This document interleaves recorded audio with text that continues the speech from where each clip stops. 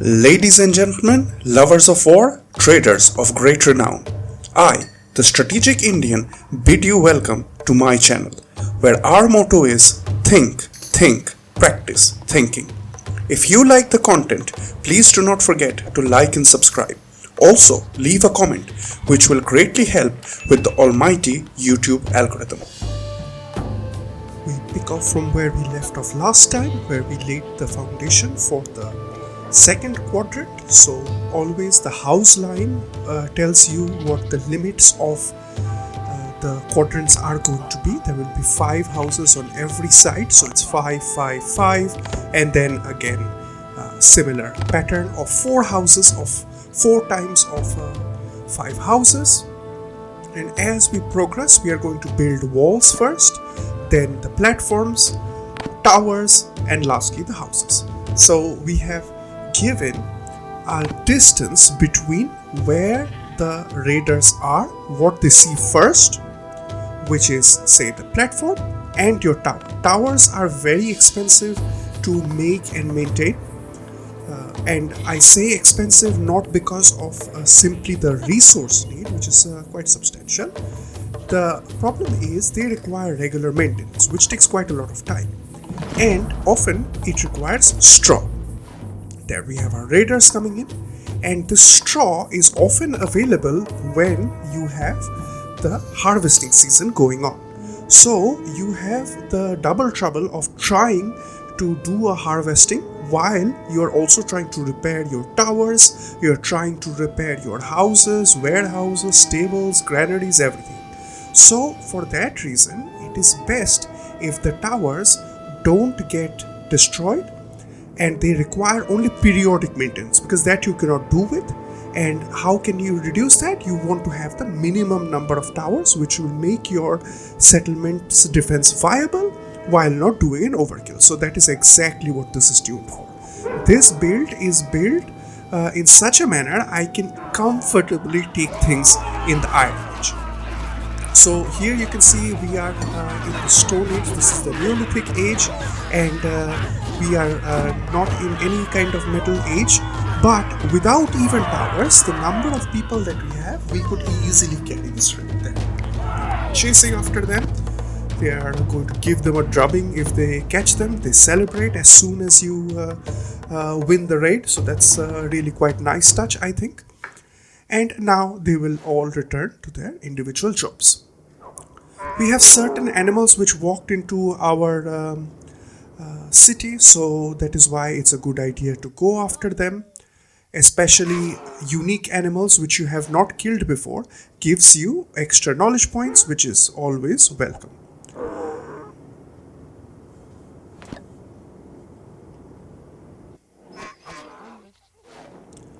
Now, there are forum posts where people say that I put up hunting areas in a concentric circle centered around your particular base. So you have one 5 out of 5 hunting area right in the middle of your settlement. Then you build 6 other hunting areas outward with 5 hunters each.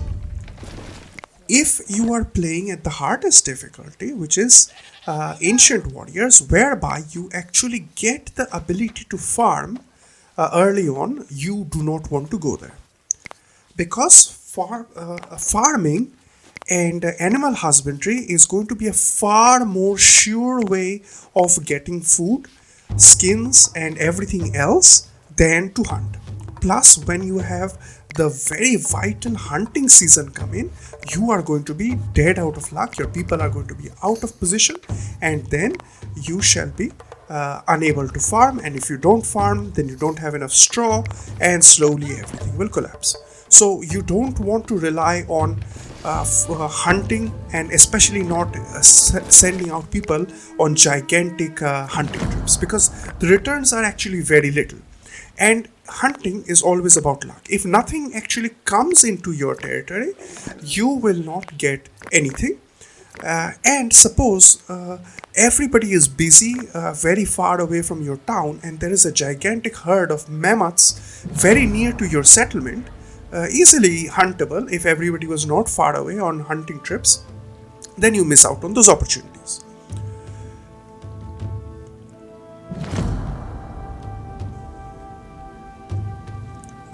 As you saw, we did a gigantic buying from the trader who came in. We bought in extra piglets and other things so that we can be sure.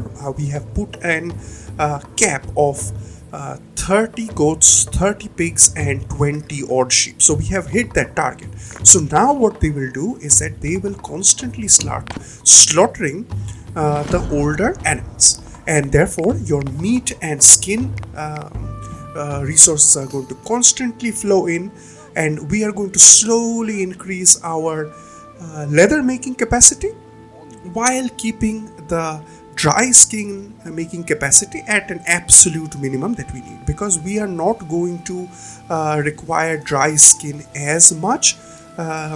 This will be probably the last age where we'll be using it quite a bit to make bows, and we already have we will soon have an overabundance of clothes for everybody. So the less amount of work that you need to do, especially desperate amount of work, the better it is for you. Our towers are getting built so that this sector that we got attacked at is getting very nicely secured. We are increasing our mud collection because we will require a lot of mud in the next age, because we will have to go and build furnaces which require a lot of mud.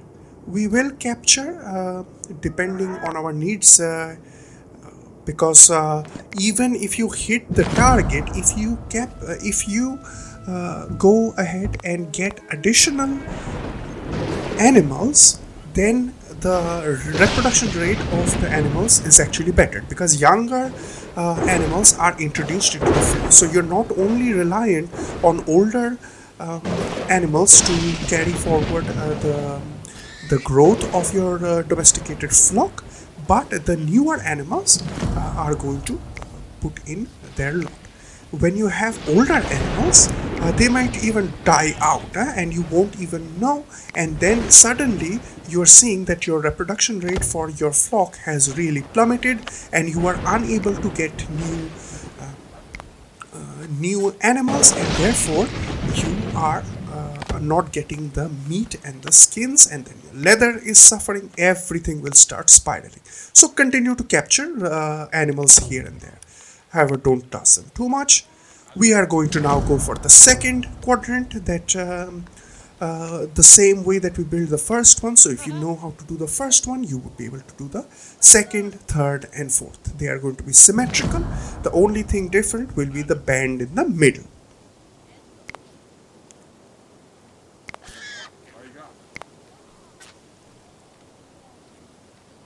We have quite a lot of sticks, so we are going to build the lower half of the first man sculpture, because we have got a lot of meat coming in, which all requires to be dried.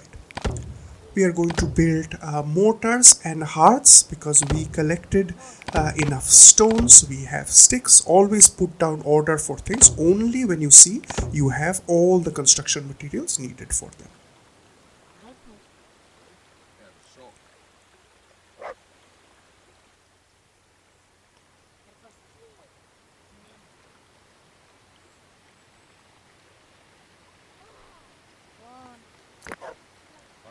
Let's go in and have a look at the construction being done.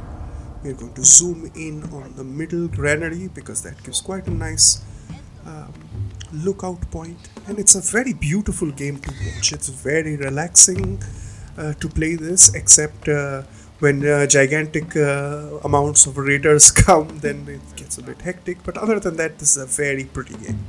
I wish the color palette was a bit more developed, except this brown thing, because ancient people were also extremely colorful. They actually took pride in how they looked, and color which meant dice was a status symbol. So the more colored you were, the higher was your status in society, because you would have the money that you would need to go ahead and buy those expensive dice.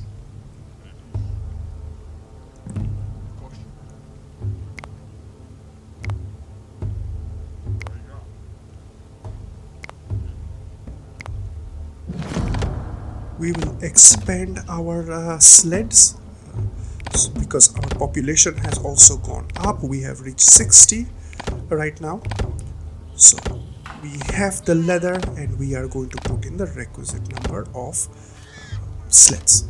I try to put them as close as possible to the colony so that there is a lesser amount of walking. Unfortunately, in this early stage, we shall be reliant on manually placing the sleds, and we cannot automate the process in any manner. Our grain and straw are getting picked up. Our harvest was just a picture perfect textbook harvest, and before the next planting season comes in, we will make sure all of our grain is collected and we don't have to do that task when the planting season hits.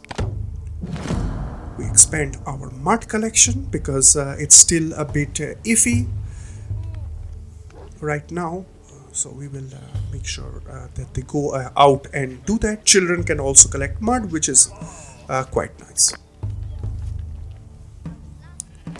We're holding steady at 60 population, and here comes the next planting season, so it will be a bit hectic because we had to put down a lot of orders for building as well as tannin collection, which has to happen in this age, and lastly, of course, the planting. So this particular season will always be tough. Spring will be tough, and of course fall will be tough because we will be doing the actual harvesting. We have people coming in. I can see that from the fact that they don't have any clothes on. Let's see, four people joined us this time. That's good. Anything above 3 is good. Bear walked into our territory, so yeah, that is then liable for attack because that's just too close for comfort. We have some bear cubs wandering about. We have people with bows nearby, so we will take the shot. I always clean wipe entire bear herds so that a fresh herd of bears spawns, because as I said, bears are really your best friend.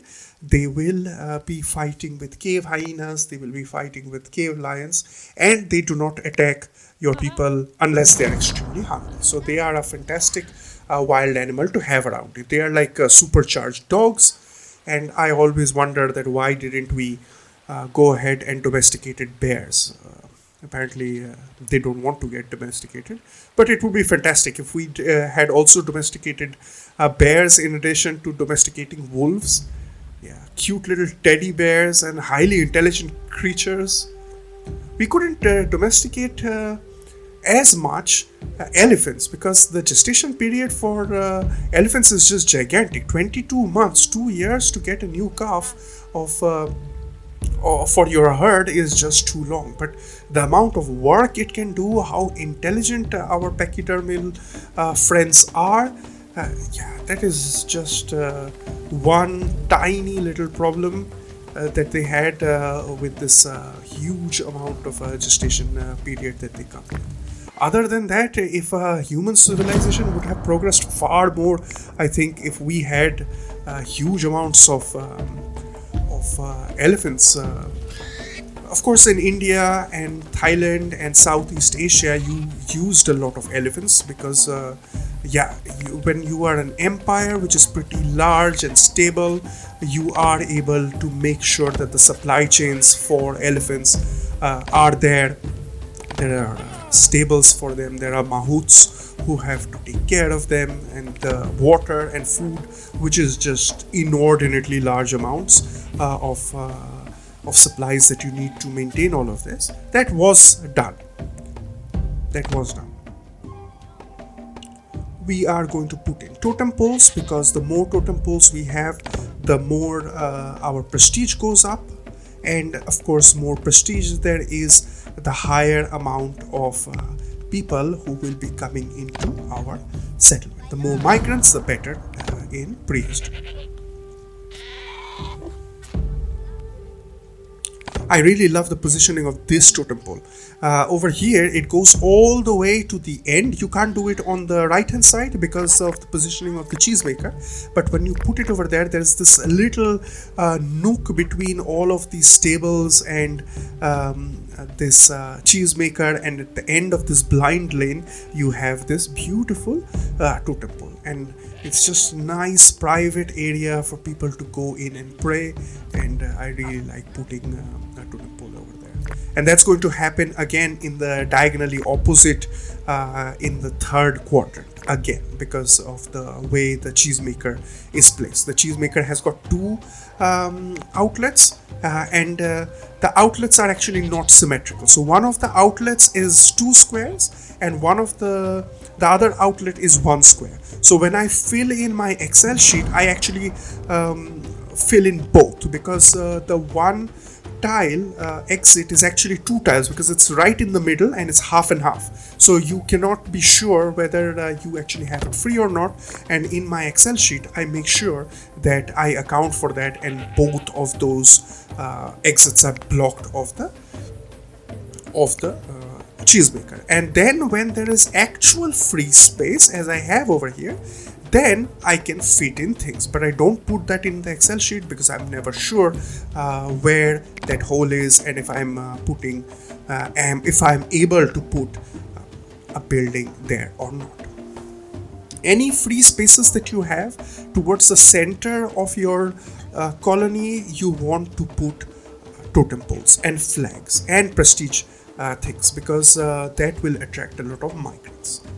And if they are closer to the wall, so between the house line and whatever production building that you have, then you want to put towers, because then your towers are far behind where the raiders can throw spears, so they don't get attacked, the towers don't get destroyed, and therefore you don't have to maintain or spend resources on them, except periodic maintenance, which I talked about.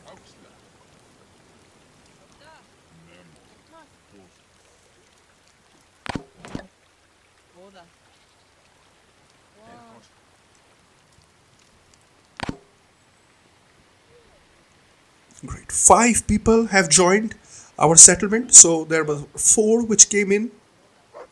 So already in this year, we have picked up 9 people. So that's really good progress. We are close to pushing. So there you can see the welfare says that we are at 61%. It's yellow, but we are pulling in the right number of migrants. And therefore, that stats panel showing how good your city is performing is actually not that indicative, and therefore we shall be relying on to see how many people are coming in every year to understand how good our colony is doing. Now we have a very good bunched up herd of aurochs nearby, so we are going to send out a hunting party of 5. 5 shall be the mean for hunting parties, because that's more than enough to take on these aurochs. And when you are hunting a whole herd of mammoths, then I think you need 8 to 10 people. That's more than enough, and then maybe you will lose one person. Aurochs of course come and defend themselves, the adults go in. Here there is a trick. So what you can do is you can engage them piecemeal. So if you go and attack the male adult of a herd which defends itself, so that's not just the herbivores, so that's not just the aurochs, the bisons or the elasmotherms, but it also applies to predatory animals. So if you attack the adult male cave hyena, then only that is going to come charging towards you. The rest will, in most cases, go away. They will not try to defend themselves. However, if you attack one of the adult females or an older female, then the entire herd is going to be gunning for you. So you can break up the attack. So if you can go in and you don't have the numbers on your side, say you don't have 8 people to go and attack an adult with a lot of adult herd of mammoths, then you should go for the adult male first and then go for the adult female when they are either separated from the herd a little bit so they cannot reinforce each other, or once the adult male is taken out, because that is a very powerful unit, you can then whittle down their number slowly and win in that manner. So always strategy is very important, but of course you need tactics. But remember that strategy is of course going to ensure that you go to victory, and tactics without strategy is just the noise you make before final defeat. Always check your tasks panel and cancel tasks that you don't want done. So we have hotkeyed it to 5 and we will constantly hit 5 to go back and forth. We can see that they are waiting on lumber. Our sleds are being made, so the absence of logs is holding back creation of those tanners and those sledges. So we are struggling a little bit over here with high workloads, but this early, that is of course expected because we are also growing quite a lot. Our birth rate is quite healthy, and of course we are also bringing in quite a lot of nice migrants. We sent out only 2 people to hunt a baby auroch because there is no point sending out 4. They don't do anything. They will just use the durability of their weapons. We are back to under 150% workload for a slight 1 second. Always account for plus 30% of hidden workload which you don't know about, because they have to pray, they have to eat, they have to sleep. So those things are not shown in the workload, but those are tasks that they actually have to go and do. If they lose one of their relatives, then they have to go and pray because they lose all of their morale. If they lose morale, then they move slower, they will limp instead of walk, and that on the long term does a lot of damage.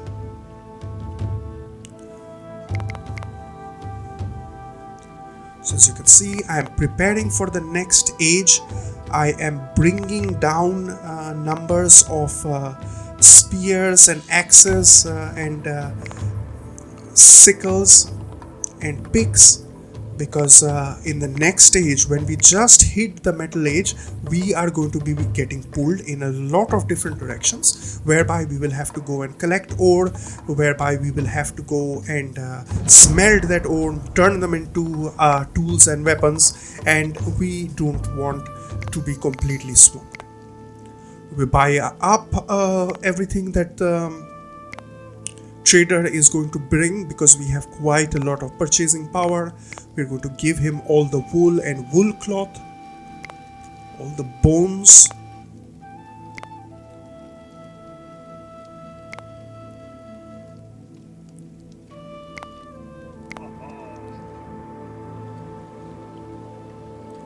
We have an overabundance of skin outfits, as you can clearly see, 75 for a 69 population.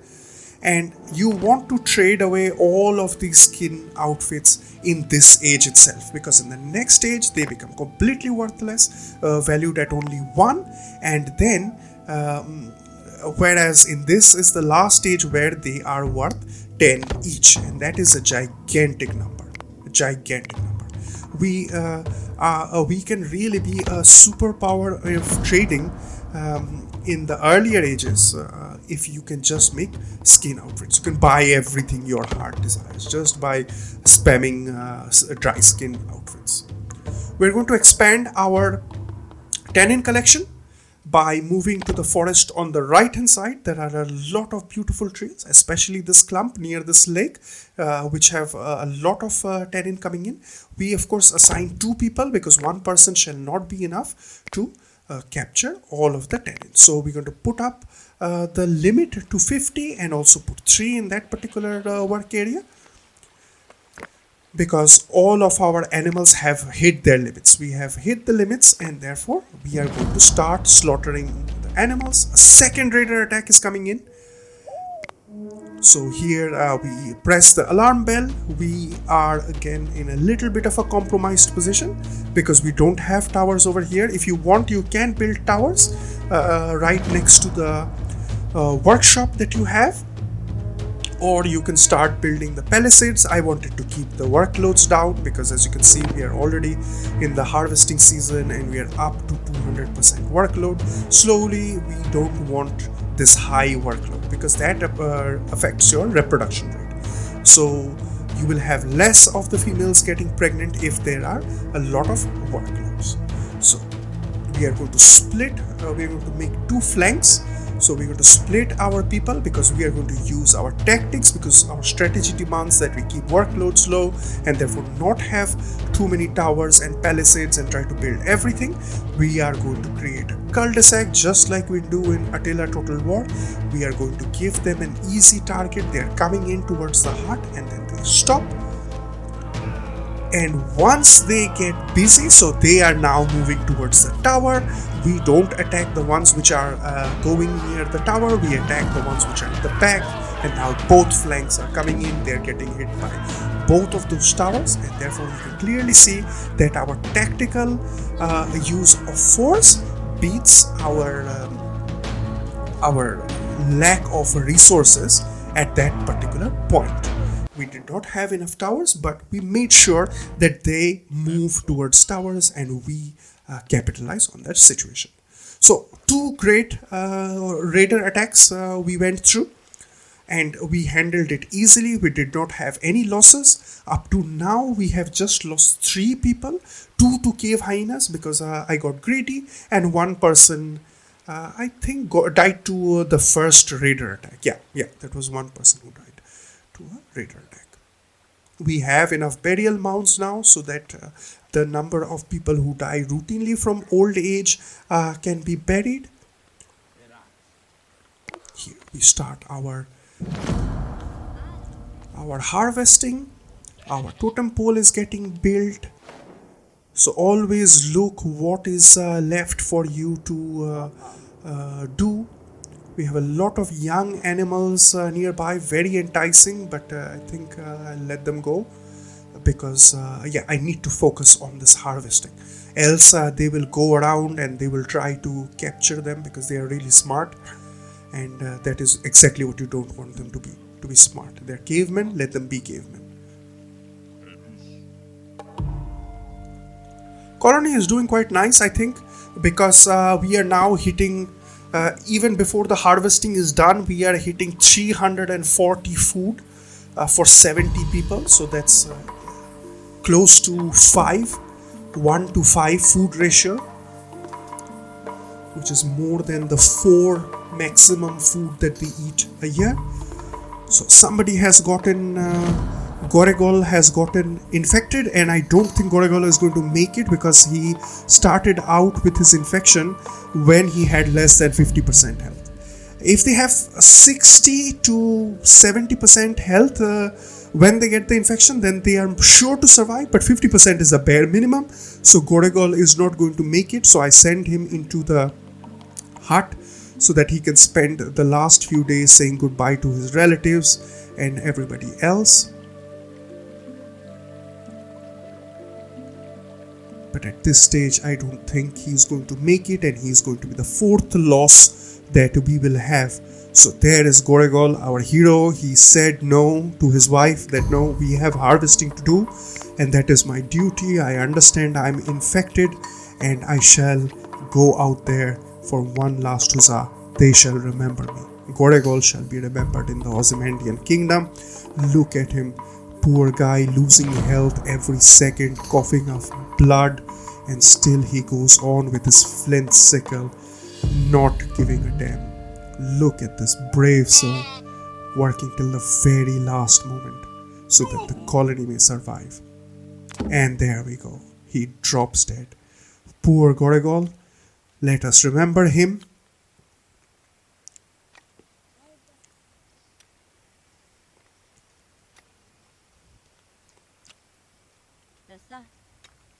He felt doing his duty. He did not ask questions. He didn't ask that what does the Ozymandian Kingdom do for me, but what can I do for the Ozymandian Kingdom.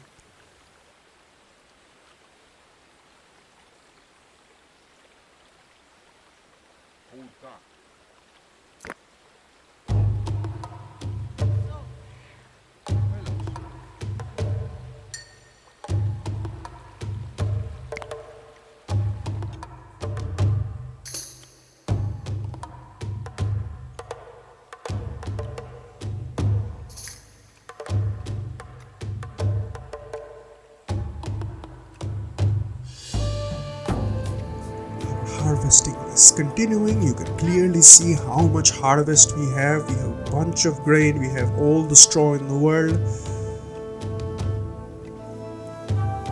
I think somebody will be coming up very soon. We can see a sled come by. Let's see what that sled does. Does it take him or his... Probably it will take his possessions off of him. Yes. So the first sled comes and picks up the weapons of Goragol, his beautiful armor and his clothes. They are going to go in a museum, and there goes Goragol on his final journey. Goodbye, goodbye, goodbye.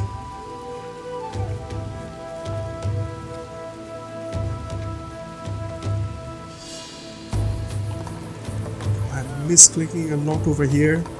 Yeah, twice is too much. I think I'm overcome with emotion at this point. At this beautiful soul who didn't think of himself, he thought about the colony. Here he goes on his last journey on this beautiful sled that we have built for him, past this silver tree, birches, up this mountain of our ancestors, to be buried, to eternally look down and bless the Ozymandian Kingdom. Here we can see his final resting places. This is where the victims of the cave hyena attacks have been interned. This is where our old ancestors are buried. This is the Mound of Power. This will be the last resting spot for this great hero. With that, we will sign off. I hope you're enjoying this series. We are going to continue building more houses, more production capabilities, more food production in the coming episode. We will make sure that we transition only when we need to, and not in haste, because if you do that, then your entire work will get wiped out in a second in a very powerful raid. We have withstood 3 to 4 raids at this point, and we are going to keep fighting the storm of raiders. Raiders shall not pass, and I hope to see you back for more Dawn of Men. Thank you for watching. This has been the Strategic Indian, signing out.